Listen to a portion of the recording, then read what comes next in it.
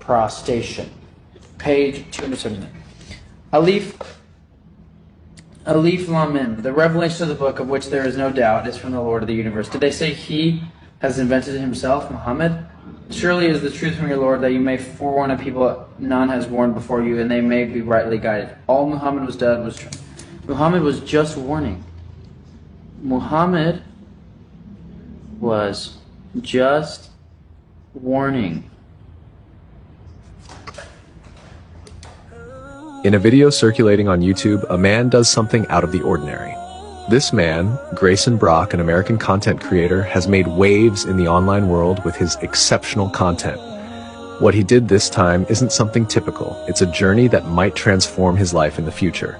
The video on his YouTube channel documents his remarkable feat, reading an entire Holy Scripture in one sitting. This is not an easy task, as not everyone can accomplish it.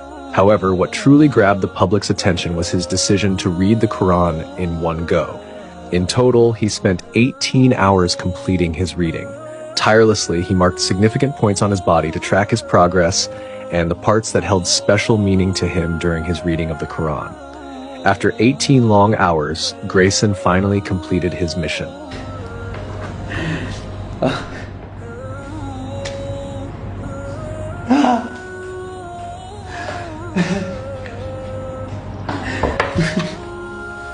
From his reading of the Quran, he distilled 3 key insights that were profoundly meaningful to him.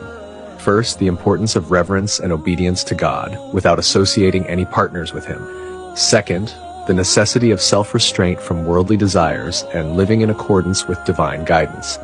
Third, the duty and virtue of being good to one's parents, as honoring one's parents is a core tenet of religious teachings.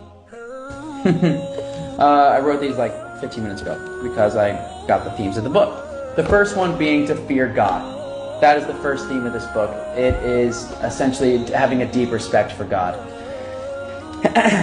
Number 2, don't follow your desires. This is a verse from the Quran. Happy shall be he that keeps himself pure. So don't just follow your desires, because following your desires might lead you to sin. And sinning is when you go against yourself. That's what sinning is. That's what the Quran says sinning is.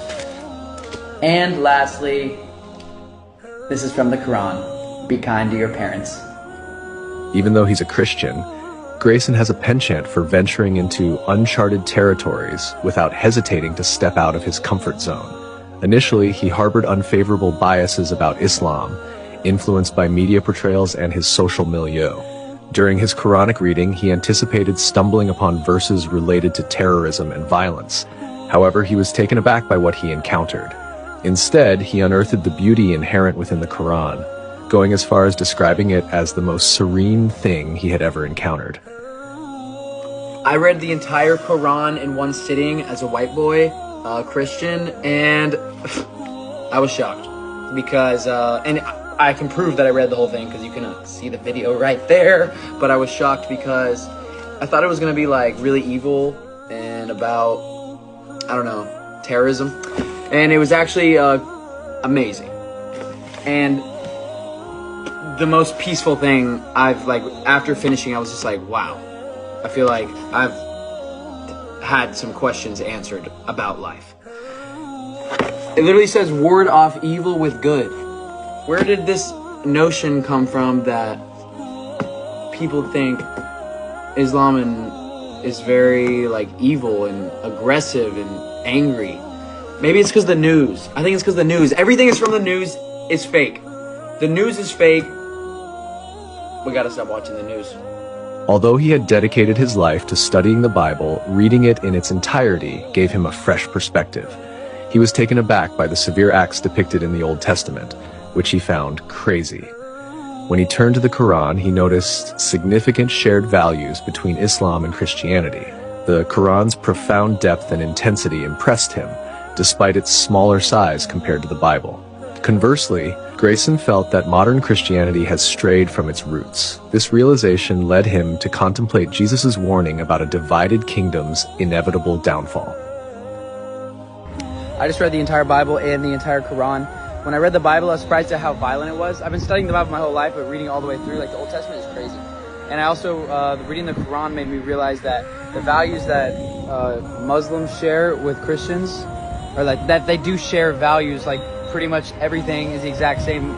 Islam and the Quran is just a much more to the point. It's 1/10 of the size of the Bible, so it's only 10%.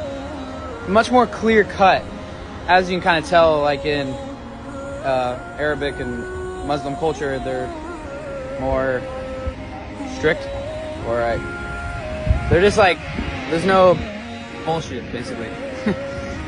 They don't mess around with all this time, and you don't disrespect the Prophet Muhammad, and you don't disrespect Islam. Although Christianity feels like it's not really standing for much anymore, because now it's just like so loose and everywhere. And Jesus said, a kingdom divided will fall. Additionally, he reflected on the Bible's teaching that blasphemy against God is the only act that brings about God's wrath. In his view, this blasphemy occurs when someone places anything above God, which he regarded as a severe sin. He began to understand that worshiping a human being as God is the most blatant form of blasphemy. This realization made him more critical of the concept of divinity in Christianity. He saw that in practice, Christianity was no longer strictly monotheistic, but had shifted towards idolatry, with Jesus at its center. The commandment against idol worship is reiterated many times. Nevertheless, he observed that Christians still violate this commandment. They venerate statues and accept various widespread misconceptions. The Bible even says that blasphemy against God is the only thing you can do to not earn God's favor, to not get into heaven. You put yourself or you put something else in front of God. And I started to realize worshiping a human as God seems blasphemous to God. Christianity is not monotheistic. It's about an idol. It's about worshiping Jesus. Worshiping Jesus, to me, it's blasphemous because you're really worshiping yourself. You're worshiping another human, thinking that you can be perfect like the human. That does not make sense. All I can say, guys, is monotheism makes sense. Monotheism is the only thing that makes sense. Monotheism is within this book. You can read it in the Old Testament. They warn, the entire Old Testament is warning God's people over and over and over and over and over and over and over and over. The entire Old Testament, which is like 3/4 of the Bible. The entire Old Testament is do not put anything before God. Do not put any idols before God. Do not worship made idols. Don't do it. And they did it. They did it. They're statues. There is lies out there. There is lies. Additionally, he pointed out that it is commonly known Jesus spoke in Aramaic. He previously cited a prayer from the Bible where Jesus instructs his disciples how to pray to God. What struck him was the realization that Jesus himself prayed to God, and suggesting that Jesus was not God. Our Father, who art in heaven, hallowed be thy name. Thy kingdom come, thy will be done on earth as it is in heaven.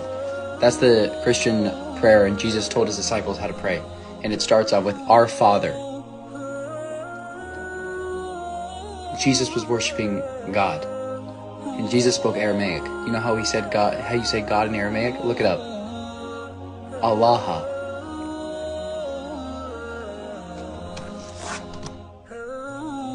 This just might be the only religion left. The only monotheistic religion left. Truly monotheistic. Monotheistic means following the one creator, one. Intuitively, everyone knows that there must be one. We must have come from one source, and that source is the truth. And that truth is God. That's the idea of God, is that it's the truth. The truth that you can go all the way back to. And now I'm realizing I've been lied to my entire life.